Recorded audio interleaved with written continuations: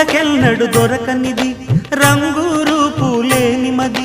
రెప్పలు తెరవని కన్నులకు స్వప్నాలెన్నో చూపినది వెచ్చని చెలిమిని పొందినది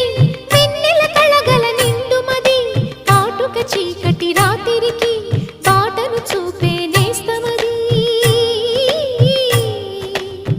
చేతికి ఆదని